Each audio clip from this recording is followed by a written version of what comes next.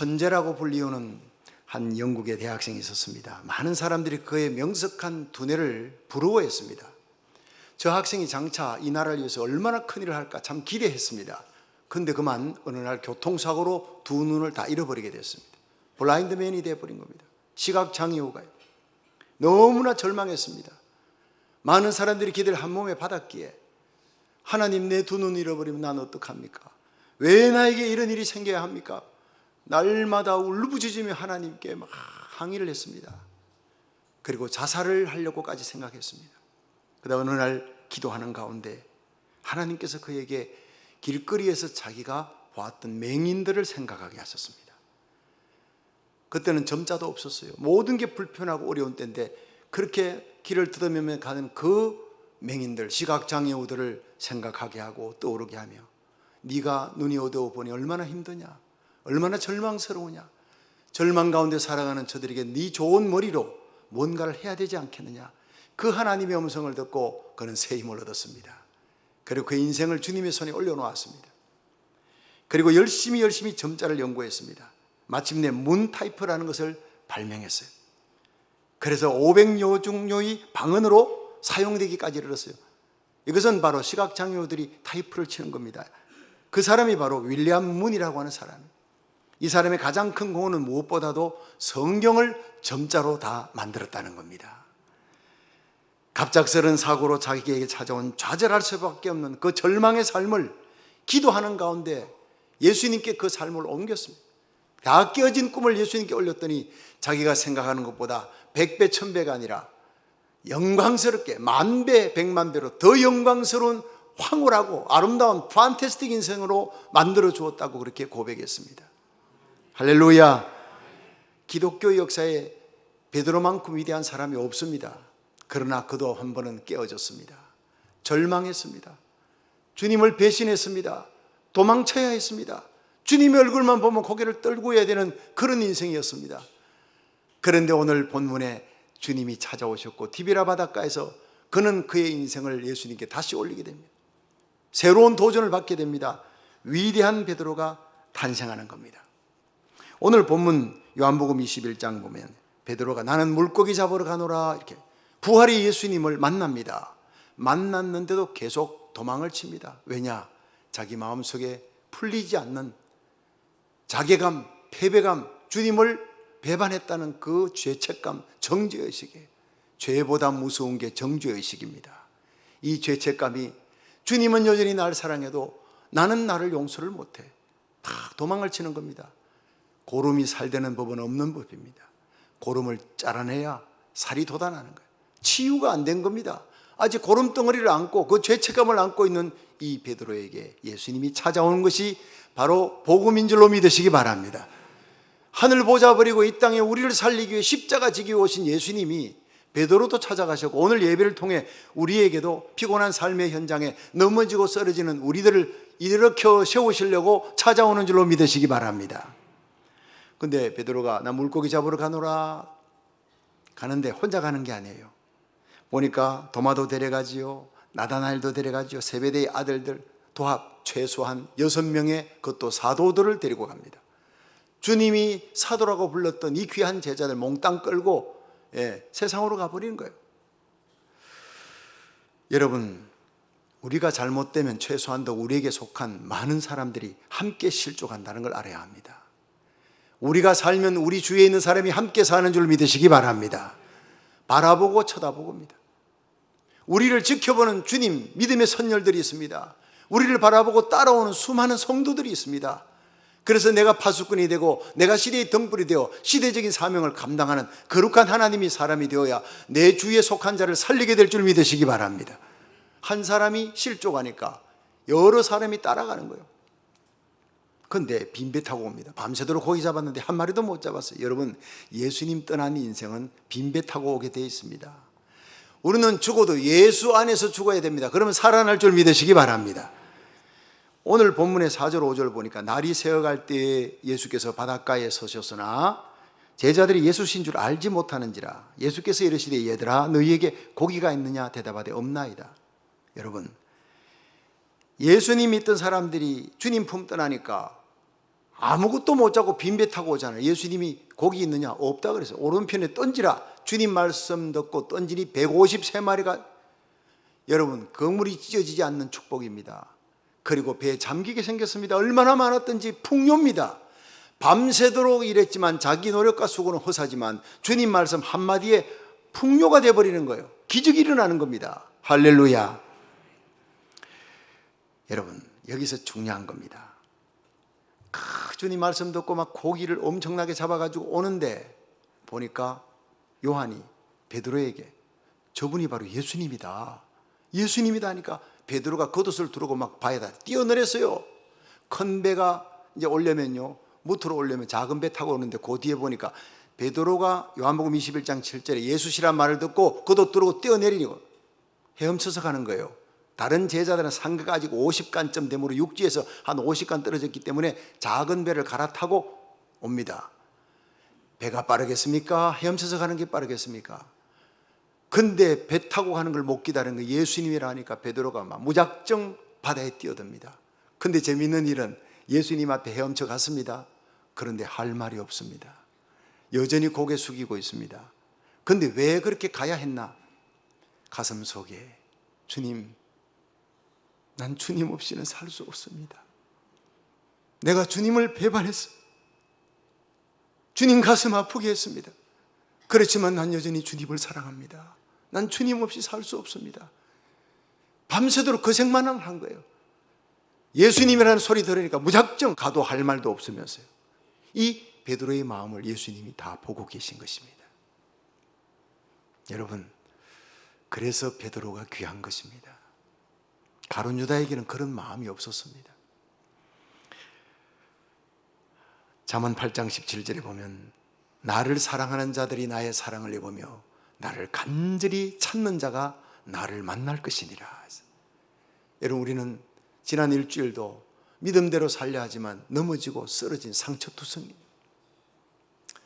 이래가지고 내가 어떻게 성도라고 할 수 있느냐, 이런 자괴감을 안고 패배의식을 안고 이 자리에 와도 우리 마음 깊은 곳에서는 주님이 날 위해 십자가 지셨는데 그 흘린 피로 내 죄를 용서받았는데 내가 주님 없이는 살아갈 수 없는데, 넘어지고 쓰러져도 나에겐 주님밖에 없어. 난 주님 사랑합니다.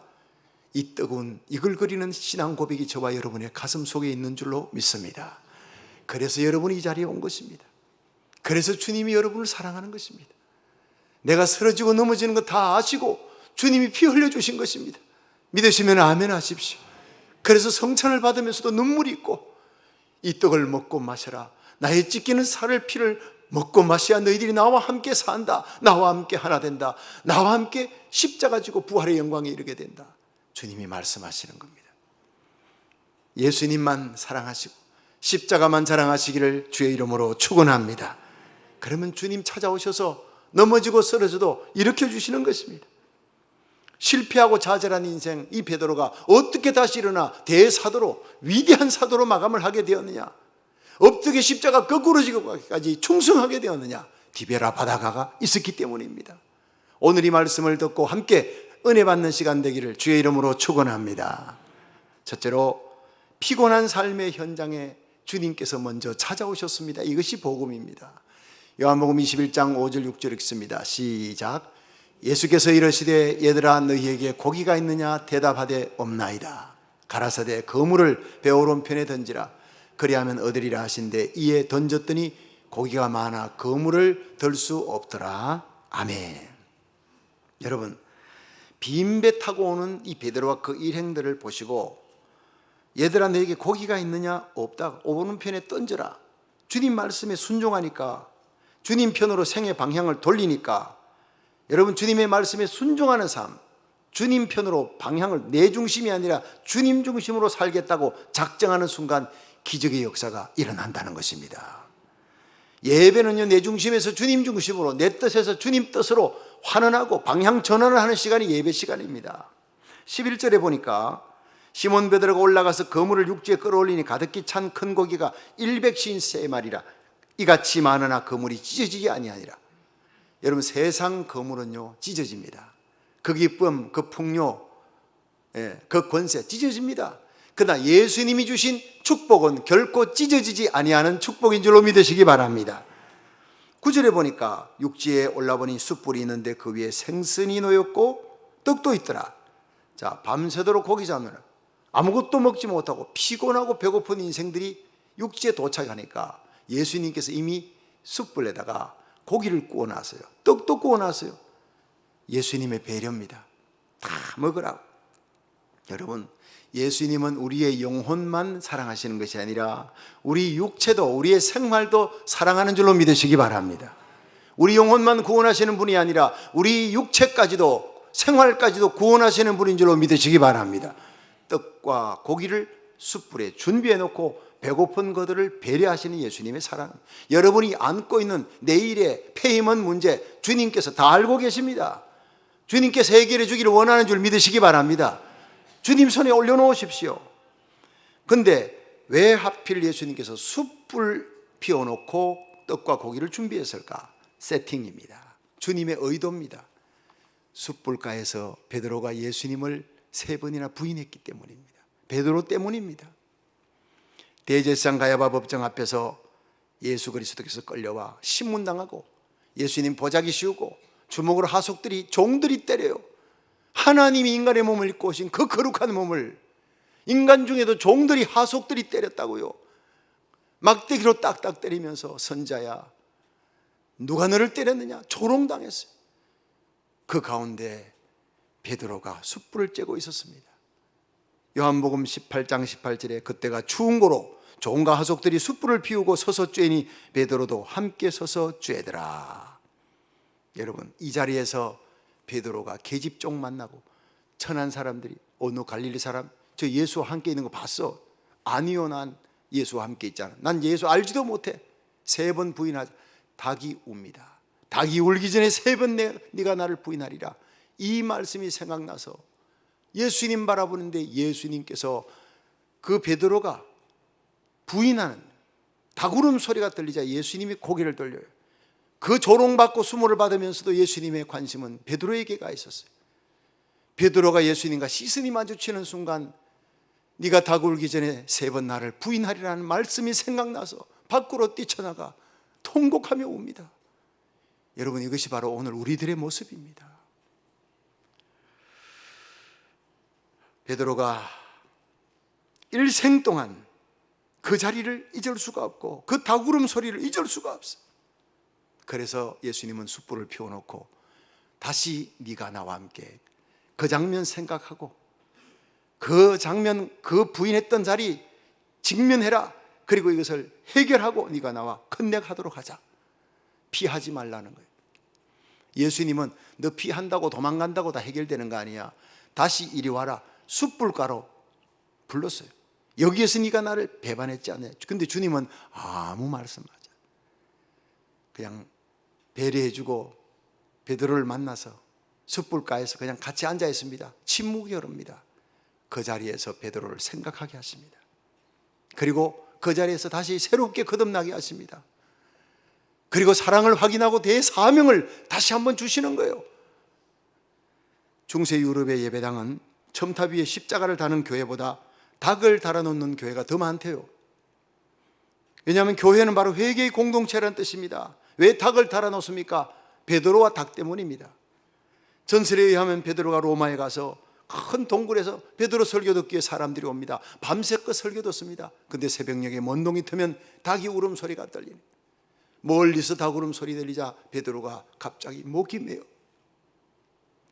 그 자리에 그냥 끄꾸러졌어요. 끄끄리면서 흐느껴 울었다고 합니다. 전설에 의하면. 사람들은 압니다. 왜 그렇게 우는지. 닭 울음소리, 그것은 바로 베드로가 예수님을 배반한 자리예요.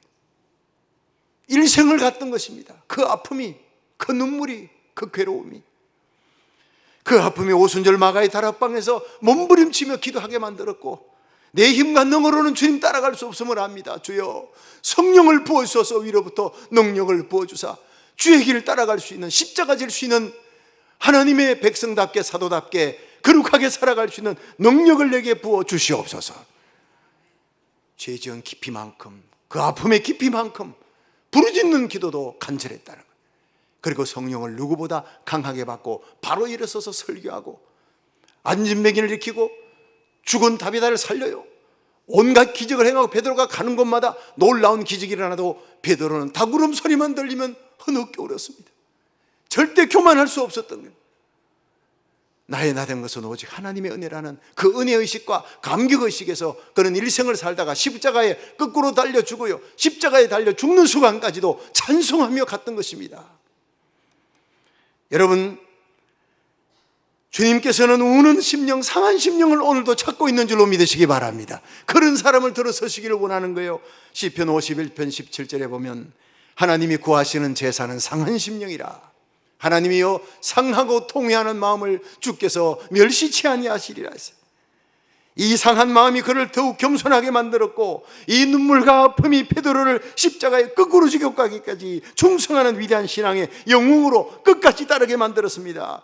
여러분, 주님은 오늘도 상처투성인 우리에게 찾아오셔서 못 박힌 손을 내시면서 다시 일어나라, 다시 십자가 붙들고 일어나라 원하십니다.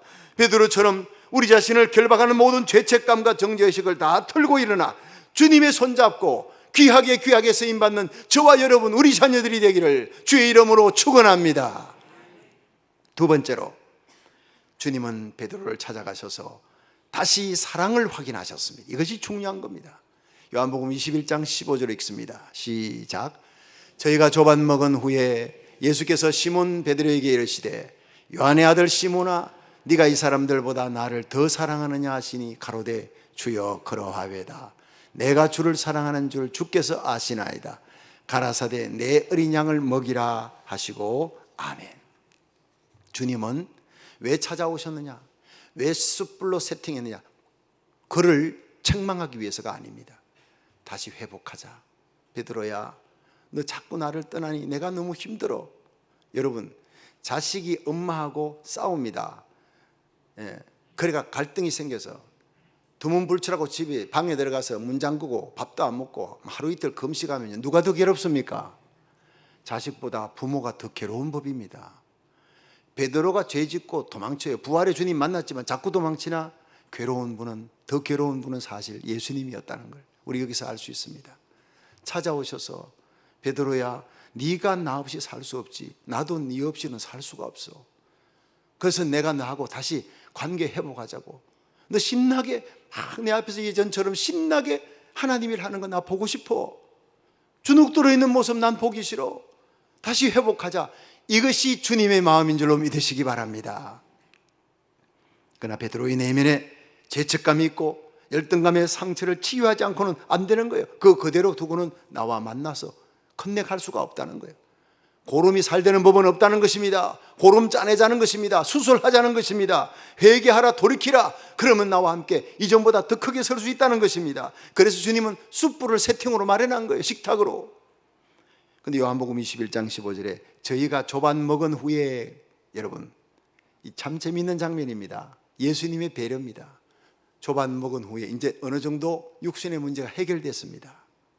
그리고 난 다음에 따로 불렀습니다. 예수님의 사랑의 배려입니다. 그리고 책망을 하는데요, 감동으로 합니다. 예수님이 너 어떻게 그때 그럴 수 있느냐라는 말은 한마디도 하지 않습니다. 사랑의 문제만 언급합니다. 너 나 사랑하느냐? 정말 사랑하느냐? 베드로가 주여 내가 주를 사랑하는 줄 주께서 아시나이다. 사랑의 문제가 해결되면요, 나머지 사명 일감은 저절로 해결됩니다. 믿으시면 아멘 하십시오. 예배는 주님과의 사랑을 회복하는 시간인 줄로 믿으시기 바랍니다. 일하려고 하지 말고 예배 시간에 주님과의 사랑을 다시 회복하는 시간 되기를, 첫사랑의 은혜와 감격이 회복되기를 주의 이름으로 축원합니다. 1991년 3월 3일 LA에서 과속 질주하던 흑인 로드니 킹을 백인 경찰들이 잡아서 집단 구타했는데, 근데 주위에 있는 아파트에서 그걸 카메라로 잡았어요. 누가 비디오로 잡아가지고 그대로 다 알렸습니다. 그러면서 흑인 사회가 막 술렁거리고, 문제는 법원에서 그 백인 경찰들이 무죄 판결돼 버린 거예요. 그러자 흑인들은 흥분하기 시작했습니다. 근데 공교롭게도 3월 16일 한인 두순자씨가 경영하는 마켓에 이 15살 라타샤 할린스라고 하는 흑인 소녀가 오렌지 주스를 훔쳐가지고 가방에 넣고 가는 걸 보고 항의하니까 이 두순자씨의 얼굴을 흑인 소녀가 얼마나 큰 15살 컸대요. 주먹도 센 게 막 얼굴을 막 강타하니까 생명의 위협을 느낀 또 이성을 잃어버린 두순자씨가 권총으로 그냥 우발적으로 쏴 죽여버린 겁니다. 흑인들의 분노가 그냥 폭발한 거예요. 결국 이 사건으로 인해서 1992년 4월 29일부터 시작된 흑인 폭동이 6일 동안 LA 역사상 최대 규모의 무장 폭동 사건이 되어 63명이 죽었습니다. 2,000명 이상 부상당하고 11,000명이 체포되는 참극으로 2,300개의 한인 가게가 다 약탈 방화되고 이 4.29 폭동으로 7억 1천만 달러의 재산 피해를 내었는데 한인들의 피해만 3억 5천만 달러였어요. 절반 이상입니다. 코리아타운 90%가 다 파괴되어 버렸습니다.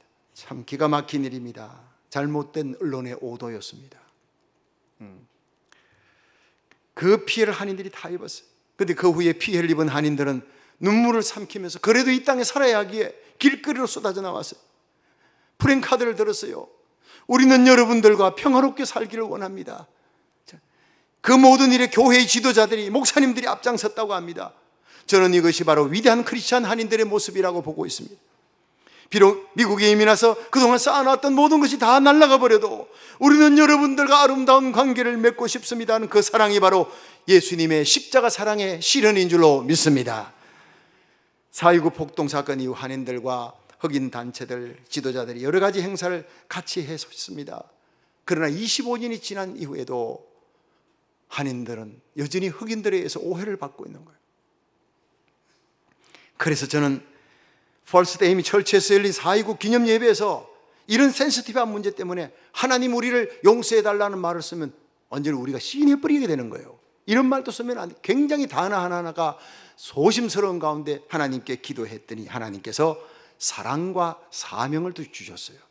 십자가 사랑으로 reconcile, 예수님이 우리를 위해 화목제물 되셨듯이 우리가 십자가 사랑으로 모두 화목해 되자는 것과 이 화목해 된 하나됨으로 이민자들로 이루어진 이 미국을 세계 선교 1위 국가로 계속 유지할 수 있는 파워풀한 영광스러운 미국을 세워나가는데 우리가 함께 손잡자 하는 그 기도로 쓰라는 그 감동이 왔습니다. 그래서 제가 썼습니다. 주여, 주님께서 우리를 사랑하셔서 십자가에 달려 죽으심으로 하나님과 나 사이를 십자가에서 다시 화목케 하셨듯이 이 땅에 있는 모든 민족들이 모두 십자가 사랑으로 하나 되게 하여 주시옵소서. 우리들의 하나됨으로 이 미국을 위대한 하나님의 나라로 세계 최고의 선교국가로 영광스럽게 세우는 사명 잘 감당하게 하여 주시옵소서. 그렇게 기도했습니다. 여러분, 우리에게 중요한 우선순위는 주님의 사랑으로 하나 되는 것입니다. 다민족들과 함께 사는 이민자의 땅 미국에서 우리가 혼자 살 수 없습니다. 한인들만 사는 것이 아니라 우리로 인해 모두가 함께 하나 되는 일, 그리고 주님의 사랑이 회복되면 십자가로 나에게 아픔을 준 민족까지도 품을 수 있는 줄로 믿으시기 바랍니다. 품으면, 기도하면 하나님이 역사하는 거예요. 내게 아픔을 준 어떤 사람도 품을 수 있고 용서할 수 있고 하나 될 수 있다면 그곳에 하나님의 영광과 기적의 역사가 일어날 줄 믿으시기 바랍니다.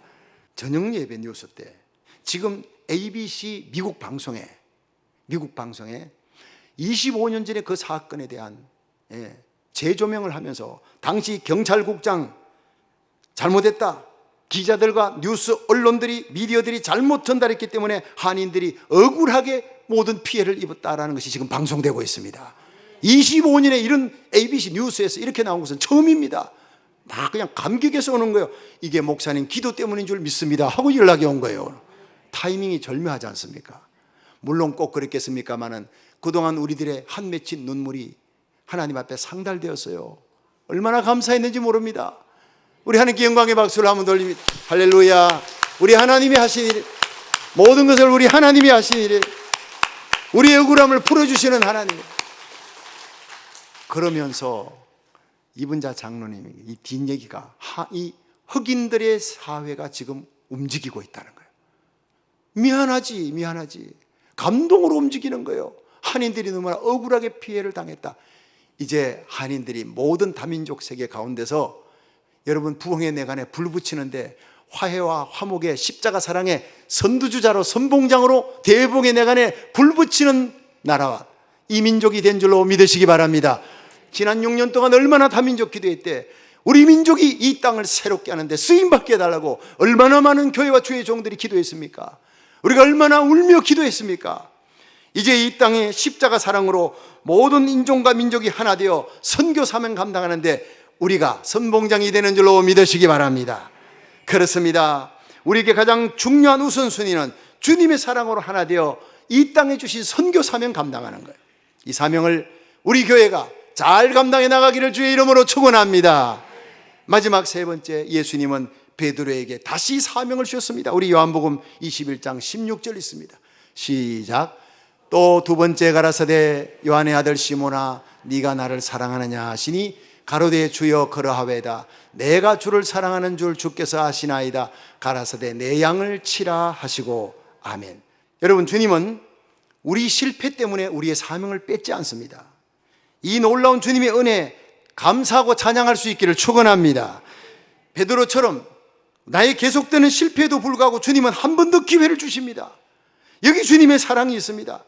주님은 실패로 인해 좌절한 나에게 다가오셔서 책망하시되 감동적으로 책망하며 그 사랑이 확인되는 순간 주님께서는 너무나 놀랍게도 새로운 사명을 주시고 더 높이 존귀하게 서신다는 사실입니다. 여러분, 우리의 삶에 나의 실수, 나의 잘못, 나의 실패까지도, 그 아픔까지도 성숙의 도구로 서시는 우리 하나님을 찬양할 수 있기를 축원합니다. 여러분에게 어떤 실패가 있든 거기서 도망치지 마시고 문제에 직면하시기를 바랍니다. 그리고 주님의 숯불 앞에, 그 찾아오시는 주님의 사랑 앞에 설 수 있기 바랍니다.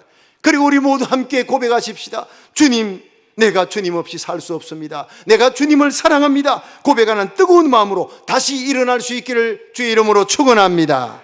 그리고 주님께서 새롭게 주신 이 시대의 파수꾼의 사명, 시대적인 사명을 잘 감당하다가 우리 주님 앞에 설 수 있기를 주의 이름으로 축원합니다.